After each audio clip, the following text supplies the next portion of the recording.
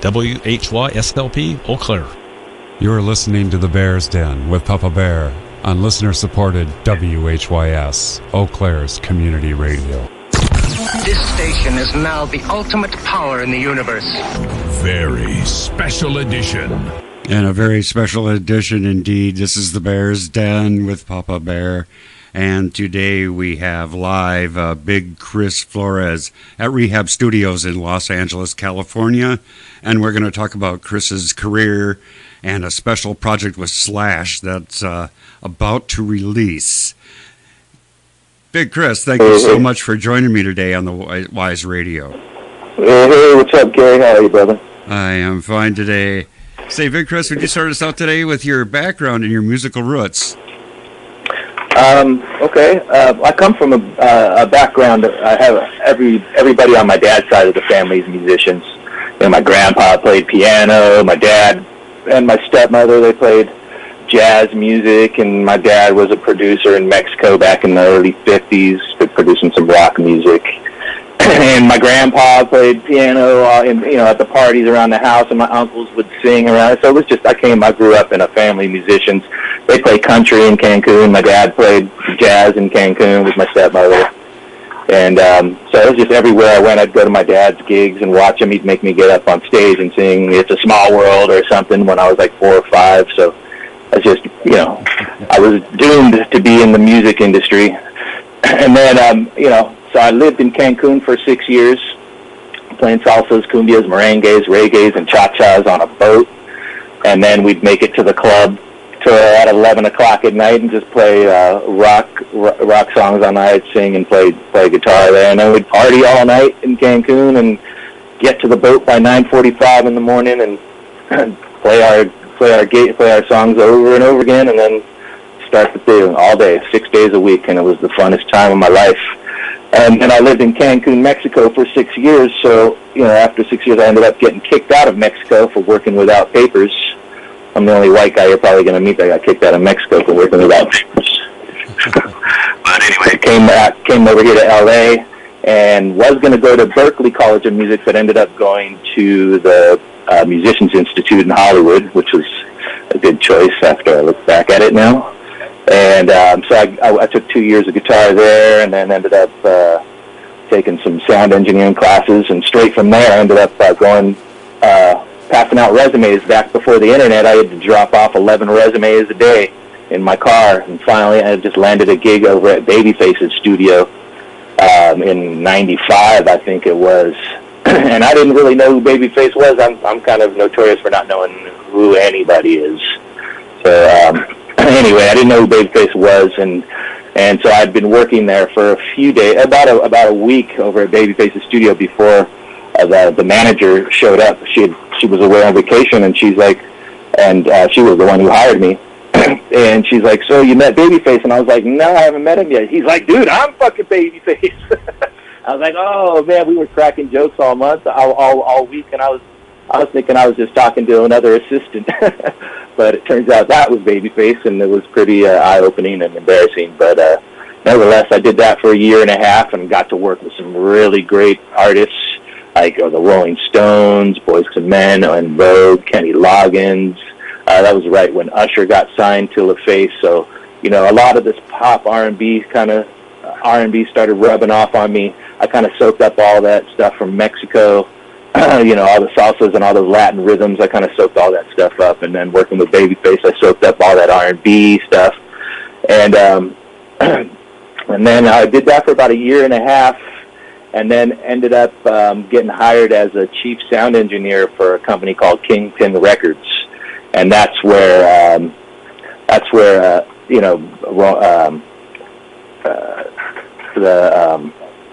who was it that was there? It was Bone Thugs and Harmony. It was Mo Thugs. It was Casey and JoJo. It was just I was like the only white guy within a 10-mile radius at that place. And they were notorious for showing up late for sessions. So during that time, I'd like have enough time to really create a whole track while they were, before they even showed up. And one time they showed up, and I was in the middle of a track, and they're like, "Damn, that's a big track. We're gonna start calling you Big Chris." And I was like, oh, no. So that's where the name came from, Big Chris, because I wrote big tracks. And, and then I ended up getting some credits with the name. And I was doing all hip-hop. So, with the credits, and I just had to just keep the name. So now it's just kind of, I keep it. I don't really fit the look, but I keep it. And so then, after, a few years of doing that, I lived next door to this poet. And the poet asked me, he's like, hey, can you do some tracks around my poetry? And I was like, sure, whatever. So we'd run the cable from my apartment to his apartment, which was down the hall, and we'd do sessions. And then one day he asked me, he said, hey, dude, my cousin wants to come over and meet you. He likes the stuff that you did. And I was like, well, who's your cousin? I was like, he's Cedric. He's Cedric the Entertainer. And I was like, Cedric the what? He's like, oh, yeah, Cedric the Entertainer. He's a comedian. He's an actor. He wants to meet you. So I was like, okay. So Cedric came over, and he's like, hey, man, I dig your stuff, man. Can you do reggae? I was like, sure, why not? I can do reggae. He's like, cool. So he runs into my bathroom and sets up the mic in there and does his bass line, and then leaves and says, hey, so let me see what you can do. I gotta leave tomorrow morning for this movie I'm shooting. And I was like, okay. So I did this on a little 8-track recording and made this reggae track, and he took it over to, it turns out he was doing the original Kings of Comedy. It turned out to be the biggest grossing comedy tour in history at the time. And it went so well with that song, they used the song and he performed it in the movie, that he just took me to Guitar Center one day and spent $10,000 on me to get me a new studio. He's like, damn, if you can do that on 8 tracks, let's see what you can do with this. And then he never had me sign anything. And, he's like, just give me half the publishing on 10 songs. Well, it took me 10 years to get publishing on 10 songs, but I ended up, we ended up squaring away on the deal. We've been friends ever since. And he kind of got me started. He lit that fire under my ass, so I started my record company, Mood Swing Records, which is, I call it Mood Swing because it's pretty much, with all of my background, it was pretty much whatever mood I was in, I'd just do a track that day. And I used to do back then a track a day, so there would be hip-hop tracks, pop, there would be R&B, there would be some Latin stuff. I was just doing anything that, I wasn't thinking about what I was doing. I was just throwing paint at the canvas. And then, fast forward a few years later, I finally had my son, Sage, and my son, we're going to the park, and I was like, is that Eddie Van Halen over there at the park? I live in Hollywood, so I was like, it'd be. So I went over there, got closer, turns out it was Slash sitting there at the park with his son, London, who's the same age as my son, is 2 years old at the time. And I was like, well, so we got into a little conversation, and the kids were playing, and then went home. I think it was about a year later, put my son in preschool, and there was Slash and London again. They were in the same school, so we started getting invited to, parties and stuff like that. He knew I was a producer. He's like, hey, one day he said, hey, you want to score a movie? And I was like, fuck yeah, dude. So he's like, he shows up, at my studio one day with a 5-watt Marshall amp that he had, like a little lunchbox, and his guitar, and I was like, are we going to score the movie with that?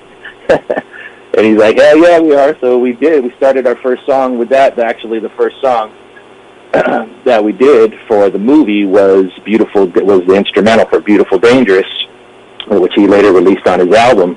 But then after I started working with Slash for a while, started getting out, I was starting to get phone calls from, like, all these rockers and everybody that either had been in rehab or needed to be in rehab, and, everybody was just coming over here. So I had to change mine to Mood Swing Records, called it the Rehab Studio. At least, I figured some people would, at least they wouldn't be lying when they said they went to the rehab. So, so that's how the Rehab came about. And I started getting into rock albums, and so I was doing that for a while, and, we probably worked on about 20 songs for the movie, and a good handful of those turned in. He reworked into songs for his album.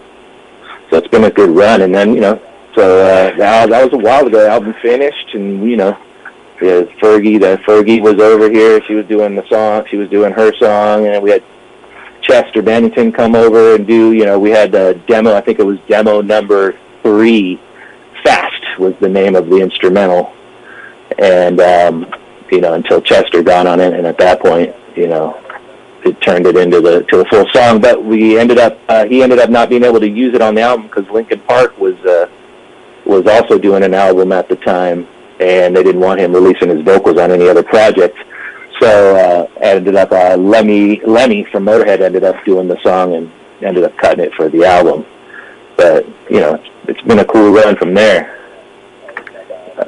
All right. Do you want to go ahead and play? Should we play some of the songs we're talking about? The This Is Not a Band with Always Happy. Oh yeah, dude. Oh yeah, This Is Not a Band. Yeah, that one.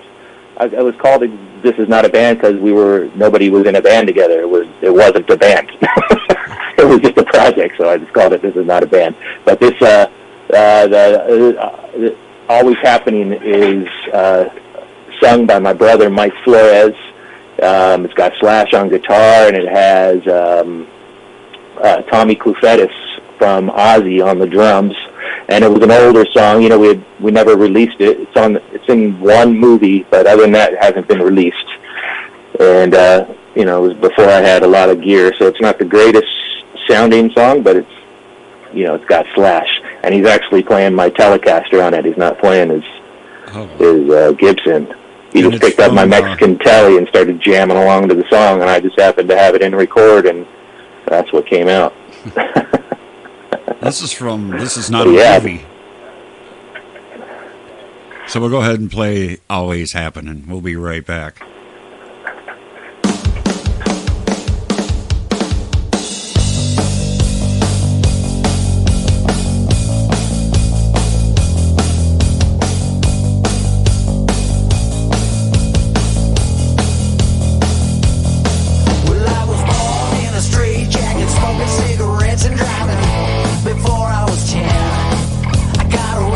Some time, now I'm out and I'm at it again.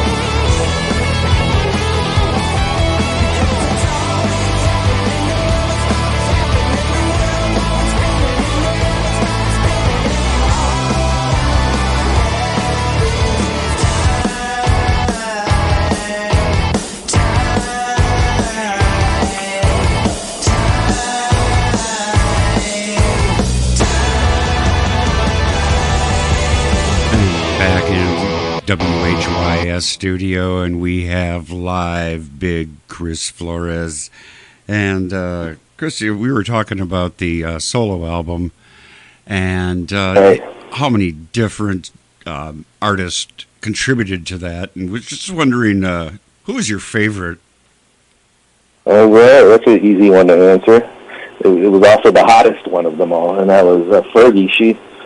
She's a rocker. Fergie showed up here. I had no idea, and she just belted on that song. I was like, damn, she's a total rocker at heart. Everybody knows her for the Black Eyed Peas, but wow, she can sing her ass off and rock. And that was, anyway, that go ahead. I said that was the cut you just mentioned earlier, and that was that was the first instrumental we did for the movie. For that movie was called "This Is Not a Movie." It was Olayo Rubio from Mexico. It was the first. It was the probably, I don't know if it's the only, but it was the first all-American movie. It had American actors, and it was in English, but it was done with an all-Mexican crew, Mexican director, Olayo Rubio. I'm sure he's pretty big in Mexico. And they hired Slash to do the score. And so the Beautiful Danger song was the first instrumental. We actually, in the score, Slash does it on his little 5-watt amp, and then we put all the music around it. But it definitely has a good vibe. Not the vibe that's on the album, but it has a great vibe. And then Fergie would get her nails done while I'd be in there mixing. My wife, when she'd go in the house, my wife would do her nails.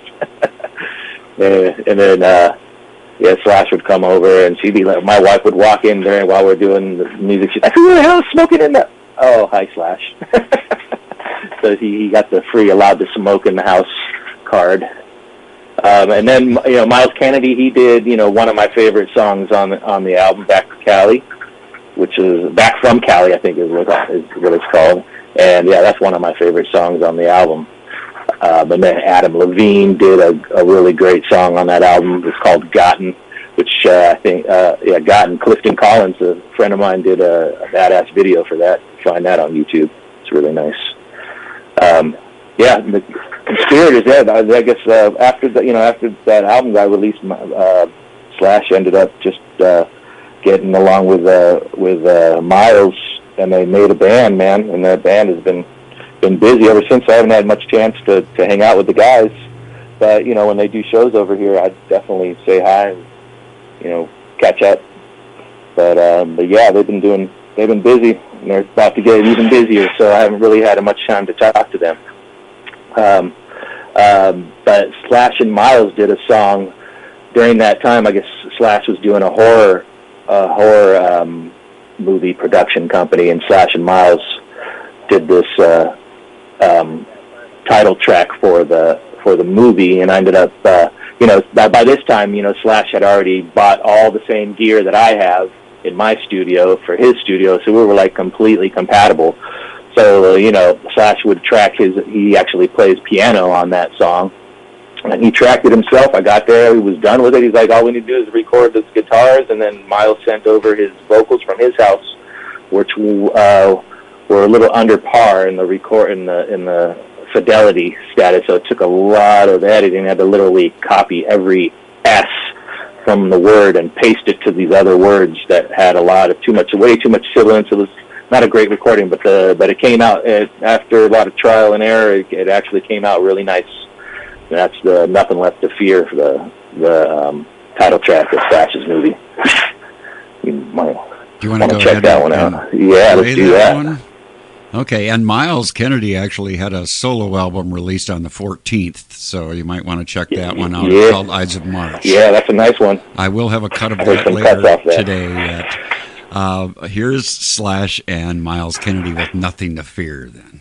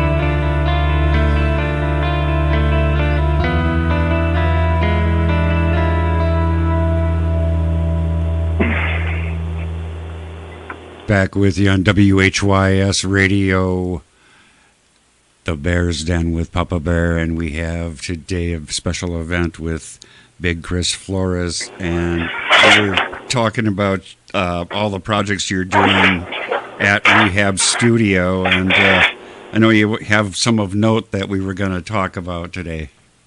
Oh yeah, well, my very first client ever when I opened up my studio by myself was Terry Ilous, and Terry was in the band XYZ, and then later went on to Great White, and then also is doing a solo project. But we also had Terry. I was, I believe, in 1990 or maybe 2000. In 2000, he was my first client, and we ended up doing a few songs together. And we went on to this Mexican, because he could speak a little Spanish. Actually, we did a song that he sings in Spanish, and we went on to this Mexican game show. It was kind of like the Gong Show. It was called Cuánto Cuesta el Show. And it was like, depending on how good you were, they would offer you money for your band to play. Whatever, make a long story short, we ended up winning that show with our song, but Terry had another gig, so when they were before they announced the winner, he had to be gone. He was out of there, and so they had to change the winner to somebody else because Terry was gone, and he wasn't there to accept our award. So we didn't win that one, but he's got a great voice, man. He's one of my really good friends. I call him Pepe because he's French, and he calls me Gonzalez because I'm Mexican, and we just kind of got a really good relationship. We've been working together for years and years and years, and his solo project is insane. He's got these flamenco guitar players, Luis Villegas and Jose Garcia on the guitars, and they've just been playing together, it sounds like, for 100 years. They just play off each other so easily. We recorded 10 songs in 2 days over at Simon Phillips. He's the drummer for Toto. He let us use his studio to record this project. And we got Chris Trujillo on the conga, like I say, on all the percussion. Chris Trujillo, he played with Tom Petty, Rod Stewart, Black Crowes, Diana Ross. The list goes on and on. So we just had these stellar musicians in the studio for 2 days, and we tracked, I think it was probably 11 or 12 songs. And of those, there's a couple that really stood out. One of them was Whole Lotta Love, and they just kill it. Do you have that one over there? I do have it queued up. You want to hear something of play that that, now? boy. Play that. Okay, sure will. This is a a good one. lot of It's good. love.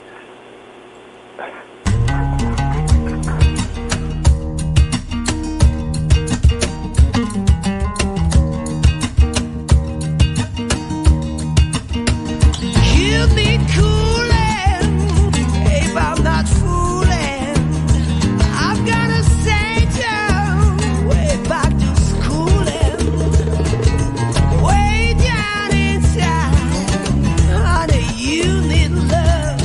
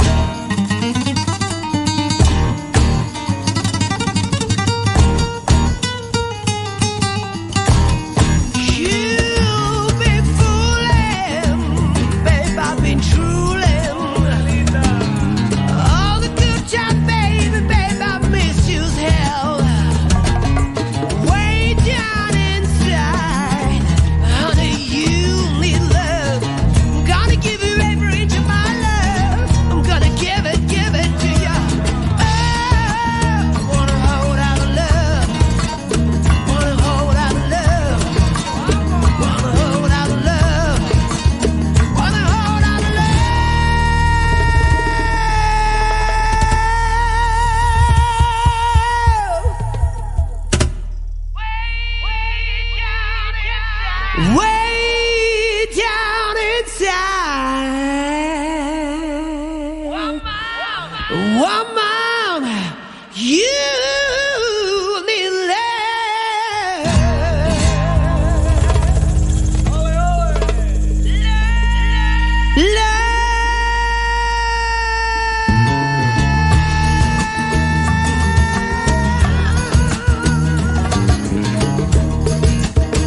shake for me, girl. I'm gonna be your backyard man. Oh yeah, oh yeah.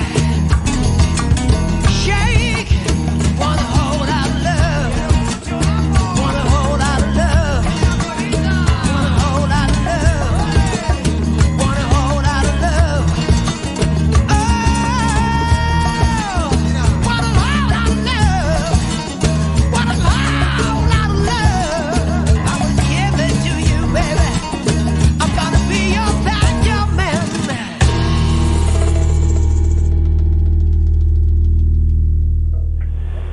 And back in studio, WHYS with Big Chris Flores. And Yeah, you lost me, I think. we were talking. Oh, there you are. We were talking earlier about some of the things you've been working on recently, and do you want to continue? I know that list goes on. Yeah, oh yeah. Well, I'm doing a country. I just finished a country song in Canada with a guy named Chris Michaels. That's E-A-L-S with his last name. Everybody got A-E-L-S. He's the only guy I've ever met in my life that's got Michael spelled the other way around. But we did a really cool country rock song with a huge chorus on it. It's, it's just a huge feel-good song called, what do we call it? Heaven on Earth. Yeah, it's a cool rock tune. It's got some cool slide guitars in there, pedal steel stuff in there. And then one of my favorite groups I've been working with lately is Rising Elijah. My boy Pete Razzo, he's had a couple of groups since I've known him, but this one seems to be standing out. I really dig the vibe on this group. They got one song in particular called Sunday. It's one of those songs, it can be sad. You can be sad with it, or you can be inspired by it. It's just got that chord progression that makes you think and wonder, or take you back to a spot. It's a really cool song. That one's called Sunday. If you got that one there, man, I'd love to have that one queued up as well, Chris. Here's Rising Elijah and Sunday.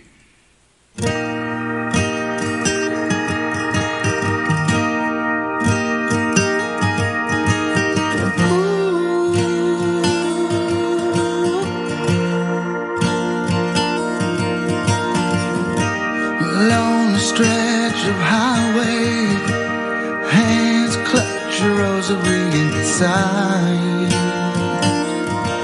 way tight. The devil's in my backseat with that same drunken look in his eye. Won't pass me by.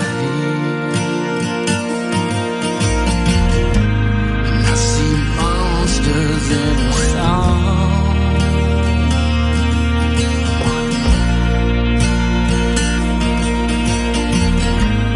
heaven help us stop a fall.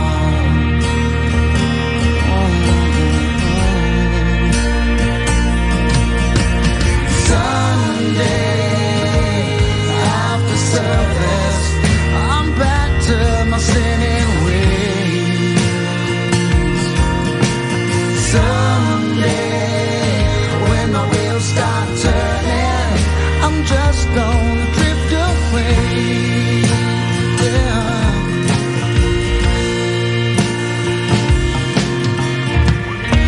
Snows are falling down a heat wave in June.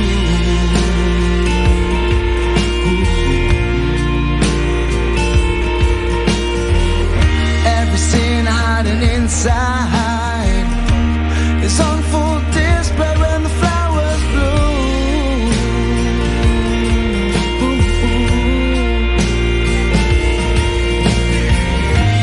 And I see monsters in a song.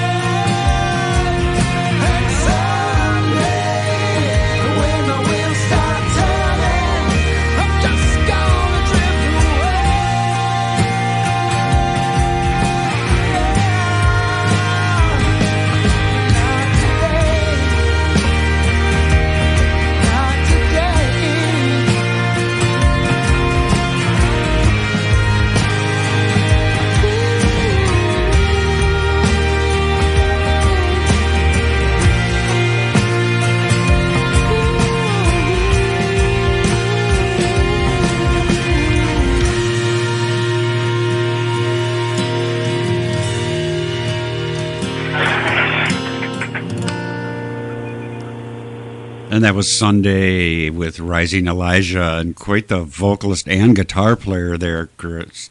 Yeah, Chase Enriquez, he's the singer on that, man. He's killing it, man. That's a really good song.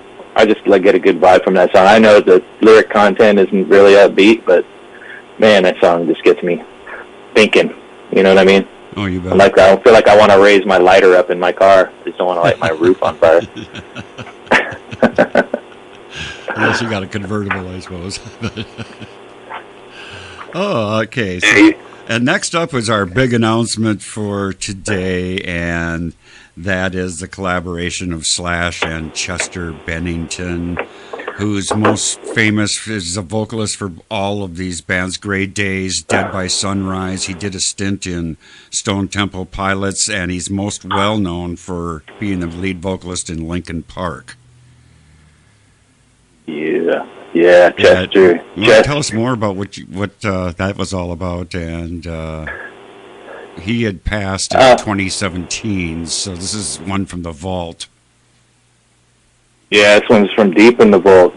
This was like I said, this was demo number 3, Fast. That's what it was titled until Chester sang it, and then he came in and sang that thing and just changed that song completely. The lyrics really speak loads about his state of mind at the time, and then it's perfect timing because I believe in the UK it's the last week of Mental Health Month, so this is really a good time to show this song. And I hope Talinda is his wife. She owns or she has a foundation called the 325. What was the foundation I think it's the called? 320 Foundation. 320 Changes Directions. Yes, that's it. Yes, I'm hoping she really. I mean, the song is hers. Slash gave her the okay to release the song whenever she's ready. And we were, about actually to go back. It was about 8 years, so many years before, that we hadn't heard the song because the Lemmy song was out, and I was just going through some old files and ended up finding it. And so I sent the song to Slash. I was like, hey, you remember this one? And he was like, yeah. He's like, damn. He's like, that's crazy. And I was like, dude, we should reproduce it and release it. He's like, calm down. Let me ask his wife. And so he sent the song to Talinda. And then about a month later, he's like, hey, can we do a 3-way? So we all got on the phone, and she seemed really excited to redo it. She was actually going to wanted to release it the way it was, and it was just terrible. It was just me playing drums on the keyboards live while Slash was jamming, and so definitely couldn't let that out like that. So I ended up reprogramming drums, playing bass pretty much exactly the way Slash played it. But we've been sitting on it now for like almost 2 years since I redid it, because we just been waiting for the right time. I guess Talinda kind of got shelved because Talinda was waiting for an okay from, I believe, Chester's mother or something like that, and we just didn't get an answer, so it just kind of got shelved. And then when you came to me with this interview and, said you had also read about it in Variety, I was like, okay, maybe this would be the time to get permission to release a little bit of it. So I called Slash. I was like, hey, you mind if I play a little bit of this song during this interview? And he's like, sure, I don't mind at all. So he's like, so I went and called Talinda. It took her a couple of days to get back to me, but she seemed pretty happy about it also too. So let's do it. Oh, I'm so grateful that everybody agreed to do that today. Let's do this. This is crazy. And a clip from that. And when is the release date on this going to be? You have it decided yet? That's a good question. People are going to have to reach out to Talinda, or maybe I'm hoping maybe during a mental health month here in the U.S. I'm not sure when that is. I know Chester's birthday's in July, so maybe one of those dates. I don't know, bro. Okay, we'll have to be in anticipation of that, and that'll be to promote 320 Changes Directions, mental health awareness group that his widow is basically in charge of. Is that correct? Is that her foundation? Yep. Okay. Here we go. Here's that authority clip called Crazy.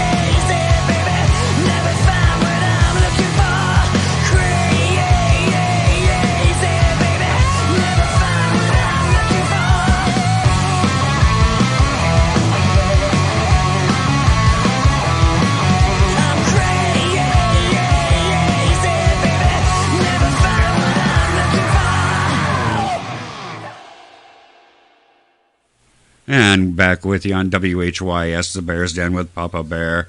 And we have BigChris Flores in studio. And that was a short clip of the upcoming release featuring Slash and Chester Bennington. And it's called Crazy. And we'll have to look forward to that. Chris, you got any final upcoming projects or anything you want to mention? I got Rosita Stone. She's a pop artist that I'm producing in Canada also, who's got a song called Love to the World coming out very, very, very soon. I thought it would be out already, but it's not. So I would look out for that, Love to the World by Rosita Stone. And other than that, man, I think I would just like to thank Phil Taylor at Rock Solid, man. That guy's always spinning his webs and connecting people, you know, and so without him, this interview would not have happened. That's correct. So I've got to thank him over there for sure. A common link here, and that he's the one that put us together for this interview, and I'd like to thank both you and Phil and Rehab Studio. Rock Solid Entertainment. Yep. Rock Solid Talent Entertainment record label. Everybody can be found on Facebook. One-stop shop, I guess. And I'd like to give one more, our rste label.com/about for more info on Rock Solid as well. Thank you again so much. It was a great time, a lot of fun. Yeah, man. Thank you for the opportunity, man. I'm glad I finally got to get this song out there, at least a clip of it anyway. And I'll keep in touch and we'll talk. All right. Thank you so much, BigChris. All right. I'll talk to you soon, man. Have a great day. Thank you.